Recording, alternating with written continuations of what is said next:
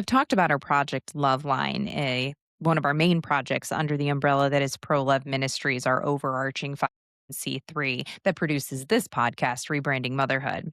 Well, LoveLine is our support line that serves women and their children with a variety of complex needs. We serve abortion determined women, abortion vulnerable women, and women with young children who are facing many obstacles. Often I hear people refer to what must be our very large national staff, but the truth is, we're just a handful of people across the country who have banded together to make some of these direct demographic care programs possible. It's really the local communities we partner with that makes Loveline seem so big because all around the country, there are people wanting and willing to help mothers and children in need. It's been incredible to witness how that desire reaches so many communities and so many people who are willing to use their time, their talent, their treasure to serve the needs of others and to help families change trajectories and reach their goals. Today, I sit down with one of my coworkers, Ligia Navas-Murphy, to discuss her work before Loveline, what ultimately led her to come on staff as a case manager, a bit about her personal journey, her methods, her philosophies, how she approaches this work to give you an inside view of what we've been doing, helping women and children in need. Lily, my longtime coworker and friend. Now it's got to be weird now sitting on the other end of things, but let's talk about you. Okay. I'll do my best. Well, Lily, how about you start by telling us a bit about your life before Loveline? So, what was your education like, your professional experience? Walk us through that a bit. Yeah. So I have a master's degree in clinical psych, and I worked in the field for about 10 years. 8 to 10 years while my husband was finishing his degree. And we had little kids at that time. So it was a busy time. When he was finished, I kind of moved into more stay at home, full time mom, but just really loved my field. And so I kind of dabbled in little things, mostly, in volunteer aspects like guardian ad litem and things like that. But I really loved working with families when I was in the field and just the relational aspect of counseling and helping families with kids who just had behavior issues or lived in difficult scenarios. So, your core demographic for a while was children and It was complex.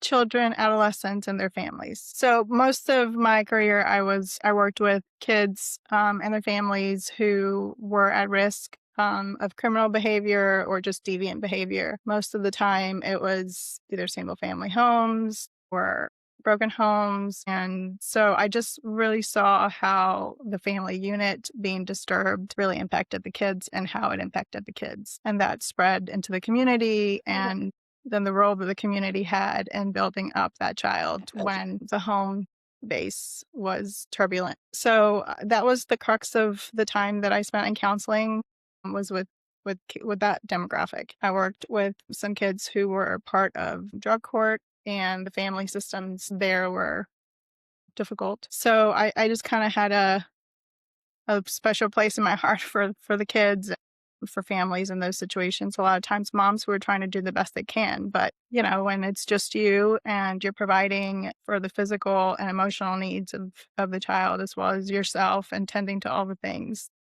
fall through the cracks. So it really requires a community around them to build up and help with that child. And so it's kind of interesting because that's what we work with at Loveline all the time. Same kind of moms who are just trying to do the best they can, but there's a lot on their plate. And so we can help them create some stability. It'll help the kids too. What did you see were some of the most effective and ineffective interventions that were normally taken with at-risk youth? Well, I think one of the things that I found often was parents who were either busy because they were out of the home a lot, or there was just a lot of chaos and crisis in their homes. They provided the kids a lot of things to placate them, even if they didn't really have means. The kids would have the best Jordan sneakers or some video game or things like that. And the kids kind of created this sort of sense of entitlement that carried out into their social situations. So at school or in teams, they became entitled. And this kind of played in with some of this, deviant behavior that could lead into some criminal activity. And so I found that the most important thing for those kids was a systemic approach where you engage the school where the kid is at, keep people in that school that the child could connect with. Mentorship programs, of course, church community. Sometimes it was a sport or a coach, but I found that those kids really did better when there was a system around them that helped support them and give them some positive role models, as well as support the mom or the dad who was alone at home, or even if there were families that were intact, but just in really difficult situations. In any population, entitlement at especially those that young age, those formative years when the sense of identity and sense of social belonging is forming in consequential ways because kids hit a certain age where embarrassment skyrockets, right? They're learning social acceptability. And then when you introduce entitlement into those situations, it becomes sometimes a facade. But more than that, I think what we often see with entitled kids and this variety of socioeconomic backgrounds, a variety of family setups is it's a concrete fortress unto themselves. It's only reinforced through continuing to retreat and hide behind it. The thing that penetrates that fortress best and most is meritorious engagement, right? So, like you said, sports teams, a community that really knows the kid and can be willing to walk with them through being known as you are making progress is something that's deeply formative for kids. I always say it could be sports, it could be theater, it could be uh, some sort of performative club, it could be chess club, it could be anything. Being in a setting young that is both communal and there there is a type of practice involved is extremely important for a kid. So I know families who were say every kid is required to play a sport or they're required to be a part of at least one club. They're required to be a part of something. Being a novice in front of others and in front of a supportive coaching system, and that coaching system can be an actual coach or it can be your parents who are at practice, it can be your peers who are at practice, it can be some sort of group setting where being a novice is expected at first, but progress is also expected.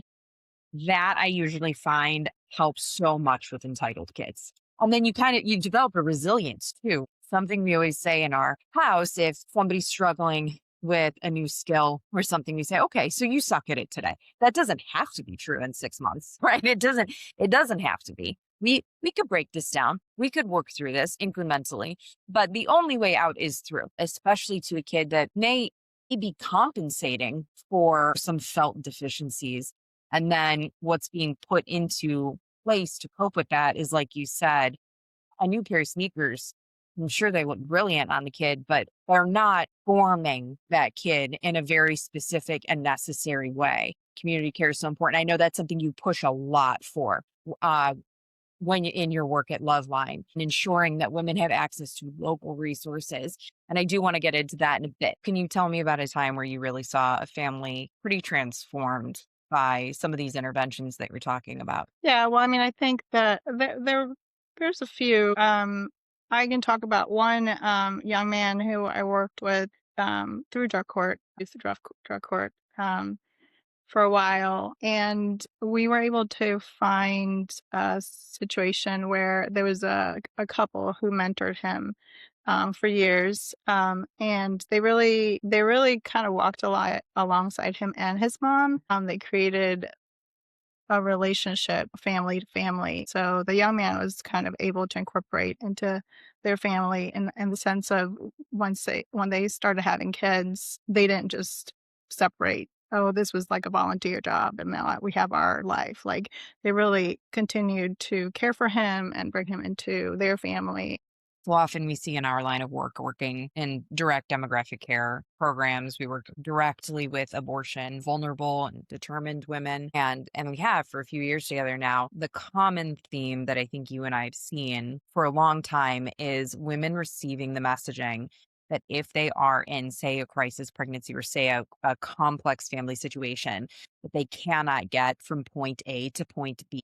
And it's in that that trajectory of doubt that women are sold the lie that they should have an abortion or because they can't possibly handle any more children or they can't handle any children at all. So we've we've seen 10 times out of 10 that that's a lie and that women can very often get from point A to point B, but not alone. You working with this demographic pre-love line before all of this, when did you start to see that that was true? Can you tell us about a time where you saw a family going in a direction where you knew they just weren't going to get there by themselves? Yeah, I can share a story. I was working with a young man through the drug court program. He just had gotten caught using marijuana several times and in and out of juvenile detention. His mom worked hard and really tried to be there for him, but he just really needed they needed some support. They needed an external source of support, emotional support,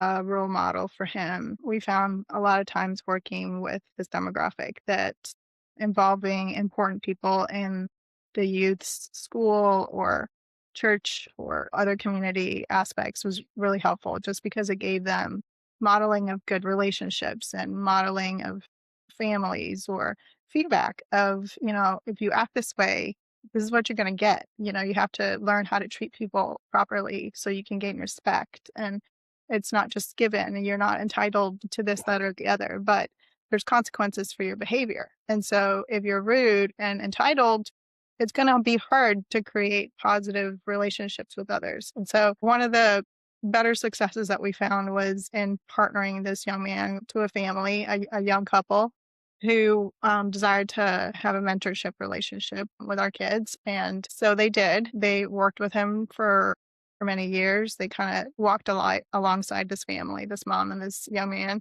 um, and really incorporated him into their life as best they could. I remember during that time, the couple had a child of their own, and they didn't just shun the young man like, well, now I'm done sort of providing this volunteer service, but they really incorporated him into their lives during that time. He met the baby, he would spend time in their home. And so I think for the mom, it was kind of a sigh of relief to know that there were real people out there who did care, who were willing to work with her, who were really willing to have her back in terms of the places where she needed support and where her son needed a positive male role model, and to see building relationships with people outside of just the negative surroundings that he was facing every day. Um, to have opportunity to engage with peers that were positive and engaging in positive behaviors. And so that was a good success story. I mean, it wasn't perfect. We had some successes in that sense. And I believe that family still kept tabs with him, like past the time of the program. And so it's very doable. I mean, there's a lot of different avenues to take. There's communities that you can build through churches, there's social services agencies that have wonderful mentorship programs. There's a lie that you can't do it on your own or that you can't do it with help. So Your experience with different demographics, there's so much we can cross reference from your experience. we we learn from these situations that inherently affirming situations, first of all, affirmation is not the same thing always as providing support. That's really hard for our culture to hear because co-signing subjectivity is very popular, right? So this is the yes queen mentality. You've got to co-sign whatever subjective judgment is being exercised, even if it is in direct contract with an objective truth, right? So we're talking about kids who are experiencing socially deviant behavior, very dangerous behavior, that puts them at risk for increasingly deviant behavior that's going to harm them or others. It's the definition of that behavior. It's not just innocuously deviant, it's going to inevitably lead to very negative outcomes. So, putting someone like that in an inherently affirming social situation is defeating to socialization and it's defeating to their development as a person. It's unrealistic. We see this with some of the popularity rise in permissive parenting, right? That if the aim is being affirming as a parent and being gentle enough for the child to grow without being defeated. It's a great aim. It's a great intention. This passivity very easily enters into the picture when we're in this age of social media. We especially saw this, I would say, Instagram circa 2020 to 2022. But I think what we saw a lot of with the rise in, I will say, gentle parenting, just because it has such a reputation for passivity. I know that's not the aim of the theory behind it, but it is very often the execution of it. And the problem is we actually saw a lot of backsliding in the socialization of kids because affirmation was placed above accountability. And I think proponents of gentle parenting would say, no, affirmation is a vehicle for accountability. It just doesn't work that way. And I think when you have a population that's already struggling socially, and they're struggling with, perhaps there's even comorbidities that happen due to traumatic pasts or difficult family circumstances, that is defeating to a kid. We Okay. know social conditioning happens over time, over millions of interactions. You think about the first time a mother holds a baby, that baby staring at that mother, those synapses are bursting, those neural pathways are connecting. There is so much about identity and knowing and attachment, attunement, bonding that is occurring by what looks like a mother sitting on a couch doing nothing, profound work that's happening. Yeah. And that doesn't stop. We've been able to study the way babies attach because we've studied that group, but that attachment and socialization happens throughout the lifespan. And the example you brought up of the necessity of holding that young man who's earnestly engaging with the program, not perfectly, but earnestly, into guided experiences, like you mentioned with the baby, right? So, and any parent of multiple knows, multiple kids knows. Yesterday, we had a situation where my very protective oldest son was playing with my very rambunctious 1-year-old daughter on the couch. And of course, before he could catch her, curled right off and bumped her head. I had to take that boy to the side and put her in his lap and Mm. hug them both close because he just kept saying, she's not going to trust me. And I said, that's not true. It was an honest mistake, but we do have to repair this. So I put her right in his lap, because facilitating that continued trust and that continued growing relationship is tough. It's Yeah. not easy, but it is necessary. And Well, it's a big part of socialization. But think about what we do in our line of work when re-exposure to proper social dynamics and proper relationships is paired with constant exposure to responsibility and edification, how important that is for a person. And now think about the messaging women receive when they say, actually, there's something about your circumstances that's so deficient that we're not going to work on the circumstances. We are going to encourage you to evade parenthood and terminate the pregnancy. Think about that, what it does to a woman when her entire community tells her to abdicate that. yeah. Well, I mean, it's such a Do it. disservice because uh, engaging in that is what grows you as a person, as in the woman role. I just think about so many lessons learned in parenting, and engaging in all the hard things. I mean, you can be a single mom struggling financially, or you can be a perfectly, yeah, full family with a mom and dad and plenty of money. It doesn't matter. I mean, parenting on its own it's a challenge. It's the greatest challenge, most beautiful gift, all wrapped up into the same thing. And so engaging in all the little things and all the big things, it's what grows you as a person. And so I think going back to what you were saying about affirming versus, the word that kept coming back to me was contingency. That was a lot of what we put into place with working with these families. You know, these kids had to learn that there were contingencies for their behaviors and consequences for their behaviors.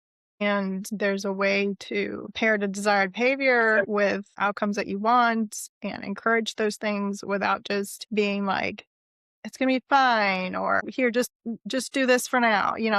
They really had to engage in the process of, this is the desired behavior. It's hard to provide that, but if I stick with it, it's going to pay off in the long run. And it was just the same way, not just for the child, but for the mom or for the family, for the parent. There were goals stipulated, menial goals, but The idea is that we create a situation where your son can be responsible for himself, for his actions, that he can prevent the impetus that leads him to make these poor decisions. And how do we get there? And the same for him. Do you want to end up in jail for years and years? Because this is what this kind of behavior is going to lead you to. Or we can take this other path and you can work towards having a productive full life. You don't have to be defined by your external circumstances or by the way you've led your life so far. And it's the same for the moms we work with, families we work with. Just because you've ended up in this situation, whether it's an unplanned pregnancy or, you had a plan with a committed relationship and all of a sudden it's broken. And now here you are, trying to parent. It doesn't have to define your maternity or what kind of mom you are or what kind of life you can give your child. There's a whole opportunity there. There's people like us who are doing the best we can to walk alongside moms, but just like us, there's many groups and other women in your community. There's just a myriad of opportunities that we can tap into um, to help you make the best out of this gift of motherhood. Yeah, it's always going to be it's not going to be a walk in the park all the time, but it's totally doable. Honestly, the times that are challenging, when you look back, it makes everything that much more rewarding. So yeah. Divergence is inevitable, right? There are many paths to take in life. We think you find this in literature. You find it as early as scripture, Deuteronomy 19 verses 29 through 30. I set before you life and death, the blessing and the curse, choose life, so that you may live in this land. You see this in Robert Frost. I took the road less traveled, and that has made all the difference. One of my favorite lines from one of my favorite poems is, and I have promises to keep and miles to go before I sleep and miles to go before I sleep. And so divergence and choice is necessary. You may find yourself, many of us find ourselves in a situation where we are blinded by the one trajectory we are on. You need perspective that you may not be able to give yourself in that moment, especially if you are someone who has not been edified enough by varying experiences in life, some of which have been successful, perhaps some which we've failed at, but enough to give us comparative analyses that are helpful to making the next right decision. Everybody needs challenges. Everybody needs opportunities to succeed, to fail, to fall somewhere in between, but to make consequential decisions and to make them early and to make them often. And everybody needs respect. This is why I always believe in having a coach, having a strong community. Is something that our Rabbi Daniel Lappin always says, is your network is your network, right? The perspectives of who you surround yourself with will determine so much about you, how you handle situations in life, and especially when your back is up against the wall, when you're in a tough situation, there's an unexpected pregnancy, there's blood port, there's a bunch of things maybe breathing down your neck. And there are, especially in a woman who's facing a crisis pregnancy, this is a life and death situation for her child very often. And so if she is offered no other perspective than evasion and abdication during an incredibly vulnerable moment, that's going to feel impossible and it's going to feel insurmountable. I want to get more specifically into, you have been in this work of co-laboring for a long time and seeing the effect of changing behavior, building local resources, building into what works. What ultimately led you to find LoveLine? Yeah, well, I had spent years volunteering as a guardian ad litem while my kids were little. What is that? A guardian ad litem is a court-appointed advocate, basically, for kids who are in the social services. I'm sorry, in the social services department court. There's custody cases, whether there's a CPS case for abuse and neglect, or just a custodial dispute. And so the court appoints a person that is there to look after the interest of the child first. And so you advocate for them within the aspect of whatever department they're working with, what the court stipulates, what the parents want. So I served as a guardian ad litem for several, and just again, also loved it. It was heart-wrenching and rewarding all at the same time. I know a lot of my experience, either professionally or through the garden at Litem, involved getting into people's families. Somehow I always ended up working in intensive in-home services. So I'm not in the clinic receiving patients. I'm going out to people's homes and doing therapy in their homes, or going with them to help them in these whatever community activities that we're involving them in. And so, same for Guardian Ad Litem. You're visiting families in their home. You're visiting kids who are either in foster care or in group home settings. You're going to see parents, and so you just get a really personal experience of the nitty gritty of the day to day, like what they face, what their relationships look like, how they impact them. And I've always been drawn to that. And so during the COVID years, I remember things, of course, like everything in person, things just took a turn. You couldn't go visit people at home. And so the Guardian Ad Litem activities sort of plummeted for us. And I still was wanting to be involved, working with families, working with, families mostly. And I don't know, I can't remember where I saw a post about LoveLine. I knew Abby Johnson just from, social media and seeing her movie. And it was interesting. I just wondered what it was about. I inquired, and it was just it was a case management program, which just required you to get in there with these moms. And it just was interesting to me. And I just started volunteering with Loveline in that way. I don't know, I guess it was maybe 4 or 5 years ago now. So I volunteered as a case manager for many years. And then a couple of years ago, I was offered a staff position. So that was, kind of a dream, because it's a great way to still work with this population that I just have a soft heart for. And with mamas and their kids, and how to help those moms, avoid a situation where kids could end up in protective, custody and things like that. How can we help them and avoid a crisis that puts in peril their family and puts these kids in jeopardy of being ripped away from their homes and things like that? And so everything that we do in LoveLine that helps a mom, it's of course to help her, but ultimately to try to preserve a family and help them to thrive. And so that was very attractive to me. So I was just blessed to be able to be a part of that for all those years, and still now. That's a great way to describe the methodology. We knew that there was something to caring for the mother first, because it would enable her to care well for her family. Case management seemed to be the way to do that if we were going to be involved. And that was an interesting approach, to take a virtual national organization and create a highly localized resource base for her, and resources, and not, there's many times there's temporary help involved, the financial, material, whatever we need. But I think something that you've especially emphasized in your work with clients is orchestrating a local community to her that may not have existed in her life, in her network before. Yeah. I mean, I think there's a lot there. It takes a lot to put yourself out there, I think, as a woman sometimes, especially if it's just busy surviving. And so sometimes you need help in order to make those connections. And I think that's where so much hope can come in. And so we get to do that. One of the things I love about the work that we do is that it is even though we're a national virtual ministry, somehow it's very intimate work. You really get to know your clients.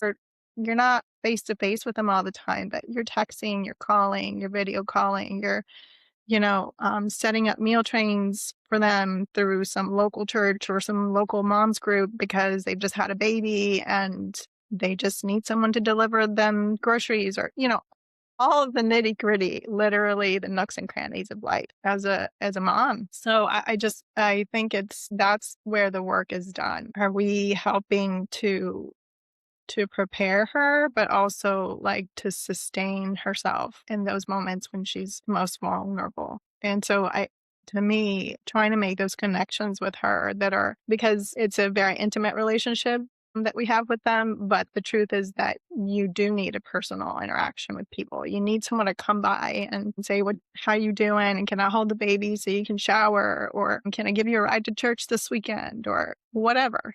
And so our goal is to kind of help orchestrate that for her in her environment. And so we're calling churches, we're just doing searches online for any and every possible resource, whether it's a social service agency, whether it's a particular ministry on the ground. Hope is that we can surround her with a community that will help her during those times. And when we walk away, because our help is temporary, and our aim is that she can become independent and self-sufficient. The truth of the matter is that when we leave, all as moms need help, no matter what. Sometimes it's just, I can call a friend and say, hey, I've been, changing diapers and dealing with tantrums all day long.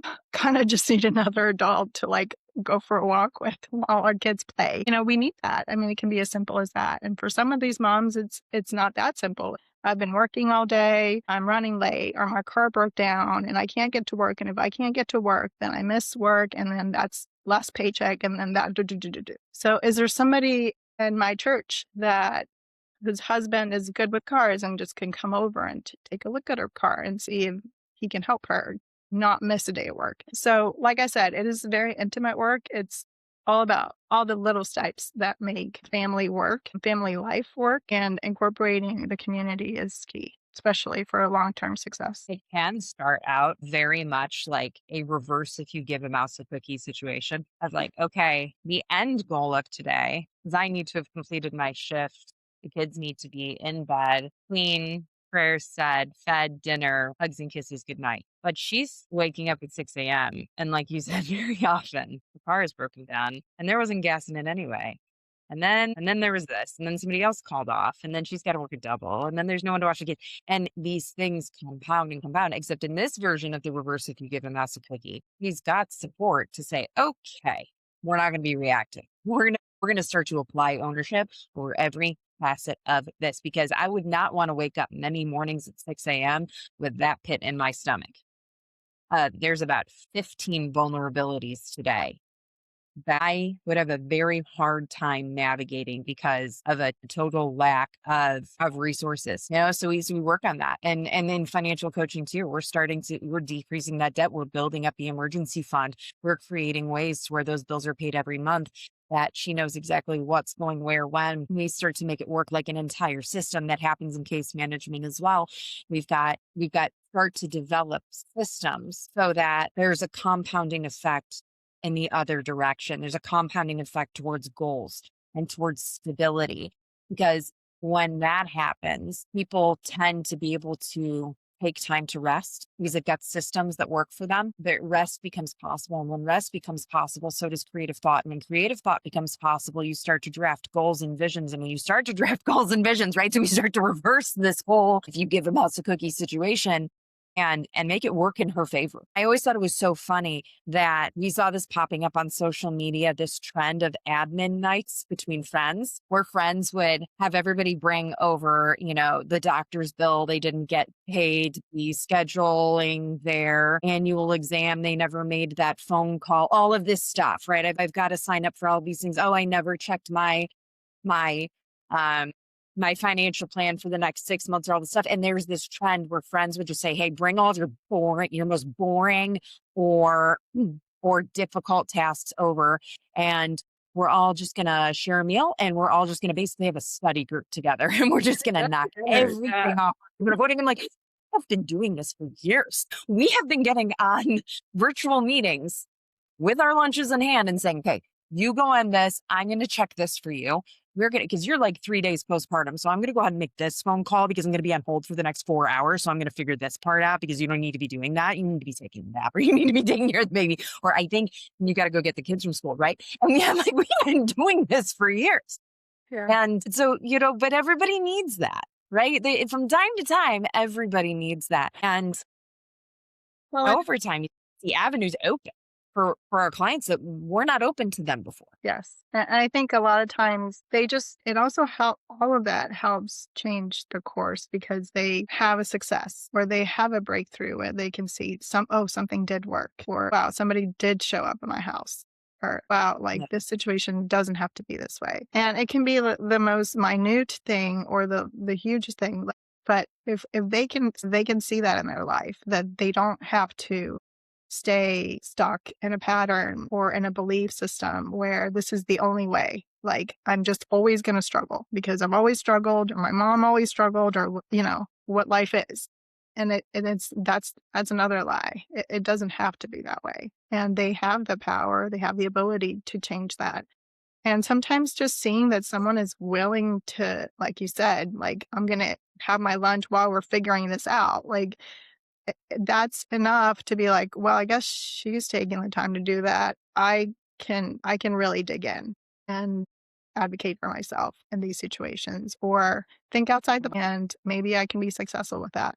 And so much of it is not just providing for those material needs and emotional needs, but just helping them to see that they can be the change in their life. Like, they can live a different life. They can set up their kids to have a different life, a different outcome. They don't have to be prisoners to the narrative that they've been living their whole lives. And I think that that's the most powerful work, because if your mindset is changed, and you can see like the body of Christ working through other people, then you can believe that you can change the course of your life, and that impacts those kids, which we go back to that. That's what we want, is we want for moms to be able to mother well within those circumstances, know that they can do it well, they can do it successfully, so they can change the outcome of their kids' lives, no matter what the crisis that they're living through right now is. You say to listeners who perhaps their concern is not matters that are pro-life or pro-family. That's not their concern. They understand the legitimacy of every life, but their concern is introducing enabling or entitlement issues, because I do see that feedback. If we just give somebody something, what's that actually teaching them? What's that accomplishing them? What's not to say that they'll just be chronically dependent, because keep in mind, we are a few decades deep into entitlement programs in the US, and we haven't seen overwhelmingly positive outcomes from those entitlement programs that are government sanctioned. So what makes our approach different? Well, our approaches from the beginning is we want to help you get to a point where you can do this by yourself. We say that like at our first meeting with our clients. We understand you're in crisis. We understand you feel like you can't do this. We're here to walk with you. We have all of these opportunities within our program to teach you and give you tools to help you do this on your own and believe that you can do this on your own. So from the get-go, we're pretty clear with our clients about that. We're not here to be a handout. This is a difficult program in terms of there's a lot of expectations. From the get-go, they have to provide a lot of documentation to prove like the situation that they're saying they're in is real. While we want moms to be at home with their babies when they're newborns, and we do the best we can to do that. Like, the reality is you need to be able to provide for your kid and for yourself and whoever lives in your home. And so how are we going to set you up to do that successfully? And so from the beginning, the plan is to help them to be independent and not to depend on us, not to depend on the government, and to depend on the right people, to have the right dependencies. Depending on a good social support, for depending on a church family, or depending on girlfriends who are mothering alongside you. That's a good dependency. There's good relationships that are built there. But depending on things that are temporary, government assistance being one of those, that's not our aim. And so that we make that clear to them from the beginning. And a lot of times they choose to not carry out, now continue the program because they're not in that place. And that's okay. Those are their decisions. But we are, as you know, very honest about our goals in that. So it's never a handout. It's always a hand up. And that's true. And there's plenty of times where we will give grace in situations, but there's boundaries and there are contingencies. Have goals to meet, and that's real. I mean, we're not just saying that, Right. So it's very much not an entitlement program, and we're very against that. I think realistically, there's situations where moms need to participate in those things, food stamps and WIC and Medicaid. Sometimes we need a bridge for them to become independent, and those are part of that bridge. But it's never the goal is never to stay trapped in that system. Right. And of course, there's standard operating procedures, and we're meticulous about reviewing those. I know because I've written some of them, and they go through many layers of oversight, and they include expert feedback, and they're reevaluated on at least an annual basis. But I think I also would add that the risk I think we took at Loveline was we risked not discounting a relational approach to transformation, right? We knew we could access resources. We knew we could get there for these women. That wasn't the end game for us. So whereas you might look at some of these resources that are used as a bridge and say, okay, but ultimately using that resource for some sort of life transformation project isn't going to fully work for you, because that resource ends based off of clerical work. I mean, based off of how your income fits in with their thresholds. That in and of itself does not offer moral, spiritual guidance, right? And I think the risk we took was admitting that development often happens through relationships. I mean, think about an infant. They don't answer to any other standard other than the relationships that immediately surround them that help them develop as a person. And Absolutely. we continue with that throughout the lifespan. So we know that income thresholds don't resolve spiritual matters. So I think the risk we did take was saying we're going to do this in this type of setting, and we're going to go ahead and we're going to see people with the capacity to grow. And so to do that, yes, you have to get heavily involved. Yes, you're reading every line of a bank statement. You're carving out these tactical plans. Yes, we go back to the drawing board. Yes, we make more phone calls on their behalf than probably we care to admit to. There's a lot of documentation. There's a methodology behind it that thankfully we've had access to, it being rooted in therapeutic best practices, even if case managers themselves aren't offering therapy, rooted in certifications and finance and crisis support and in other areas. And we want to keep building that out, but the core doesn't change. The core is, at the essence of this, is for many years, our founder participated in telling women they couldn't get from point A to point B. And so reversing that script and starting an organization that says, actually, it's a lie. Actually, there are many ways to get from point A to point B, and you don't have to go alone, I think was the risk of Loveline. It was getting into the direct demographic care space and saying, a lot of work to do here. You'll be all right. And you're not going to go alone. Speaking of the unexpected, we have to talk about how funny God is in this situation. That shortly after you came on staff, what happened? Yeah. So I have two older kids, and like I said, I was about to have an empty nest, and I was not really happy about that. I had already been volunteering with Loveline, but I kind of, when the opportunity to become staff was just timely, because I was like, okay, I have something of my own that I can be accountable to, and not just kind of like, I'm not going to do it today, whatever. So it was just good timing because my kids were going to be out of the house, and I was super excited about that, about Loveline, joining as a staff. And I think it was like that happened in July, and in September, I found out I was pregnant. A super surprise after a ton of years. I'm in my late 40s. I'm no spring chicken. So needless to say, it was a very unexpected surprise, but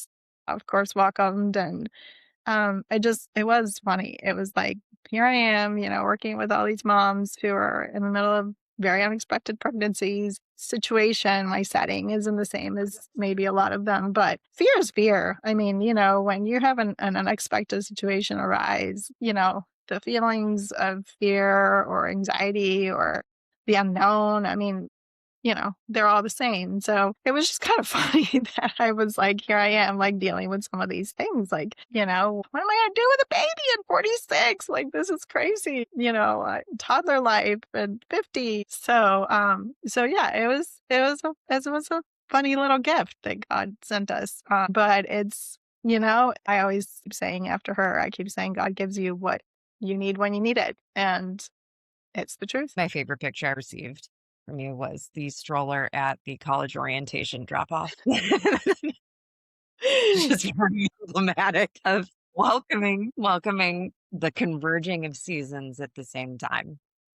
Yeah. Oh, well, again, it's like the perfect everything because, um, it's a place that I can connect with our clients, but also it's just the perfect setting for me to still actually stay employed because we're, just a bunch of moms, working for moms and it's real life. And I love that. I love that aspect, at home meeting, at any given meeting, babies and toddlers. And it's been the perfect place to still serve, but, be home with my little ones. It is funny how God just keeps giving us experiences and insights into how to serve his other children well. And that's something we often pray into. That's a very specific intention. Is I see and ears to hear, to understand and to continue to demonstrate possibility and hope and creativity